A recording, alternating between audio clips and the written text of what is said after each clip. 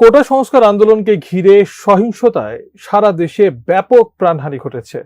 কেউ হারিয়েছেন তার সন্তান, কেউ বা হারিয়েছেন আপনজনকে।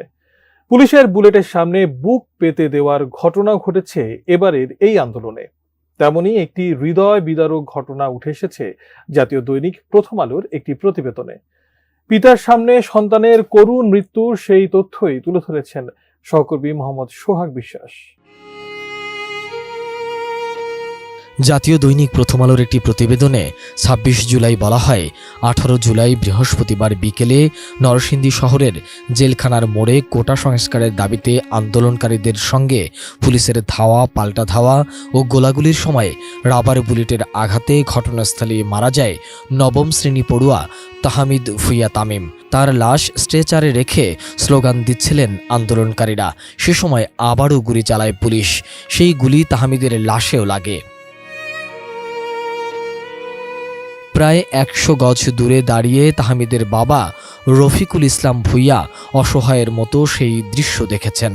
আন্দোলনকারীদের মধ্যে গুলিবিদ্ধ হয়ে সেদিন হাসপাতালে চিকিৎসা নিতে যাওয়া একাধিক শিক্ষার্থীও লাশের গায়ে আবার গুলি লাগার বর্ণনা দিয়েছেন বলেও ওই প্রতিবেদনে উল্লেখ করা হয়।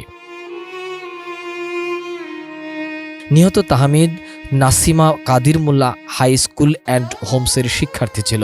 পল্লী চিকিৎসক বাবা ও গৃহিণী মায়ের ৩ সন্তানের মধ্যে সবার বড় ছিল তাহমিদ। ১৩ ও ৩ বছর বয়সী ২টি বোনও রয়েছে তার। তাহমিদের বাড়ি জেলখানা মোড় থেকে ৩০০ গজ দূরে, সদর উপজেলার চিনিশপুর ইউনিয়নের নন্দীপাড়া গ্রামে। ওই দিনের পর থেকেই তাহমিদের বাবা হতবিহ্বল হয়ে আছেন। তাহমিদের স্বজনরা জানান, ঘটনার দিন পরিবারের সবাই একসঙ্গে দুপুরের খাবার খেয়েছেন। বিশ্রামের জন্য বিছানায় শুয়ে তাহমিদ ও তার ছোট বোন লিনাত মুঠোফোন নিয়ে খেলা করছিল। এক পর্যায়ে তাহমিদ ঘর থেকে বেরিয়ে যায়। এ সময় মা রান্নাঘরে কাজ করছিলেন আর পাশের ঘরেই ঘুমোচ্ছিলেন বাবা।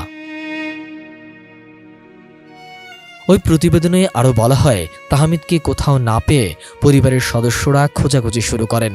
ততক্ষণে তাহমিদ জেলখানার মোড়ে গিয়ে আন্দোলনকারীদের সঙ্গে মিশে যায়। সেখানে পুলিশ গুলি চালায়। ঘটনাস্থলের ঠিক কোন স্থানে তাহমিদ পুলিশের রাবার বুলেটে বিদ্ধ হয়েছে তা জানা যায়নি। আন্দোলনরত ব্যক্তিরা গুলিবিদ্ধ তাহমিদকে নিয়ে পাশের ১০০ শয্যা বিশিষ্ট জেলা হাসপাতালের জরুরি বিভাগে যান। চিকিৎসক মৃত ঘোষণা করার পরই তার লাশ হাসপাতালে স্ট্রেচারে করে আন্দোলনস্থলে নিয়ে আসা হয়। হাসপাতাল থেকে বেরিয়ে স্টেডিয়ামের ফটকে শহীদ মিনারের সামনে জেলখানার মোড়ের কাছে তাহমিদের লাশ স্ট্রেচারে করে নিয়ে আসেন শিক্ষার্থীরা। এ সময় তার লাশ সামনে রেখে স্লোগান দিতে থাকেন তারা। আর তখনই তাদের লক্ষ্য করে আবারও গুলি চালানো হয়। সে সময় ওই জায়গায় উপস্থিত হন তাহমিদের বাবা রফিকুল ইসলাম।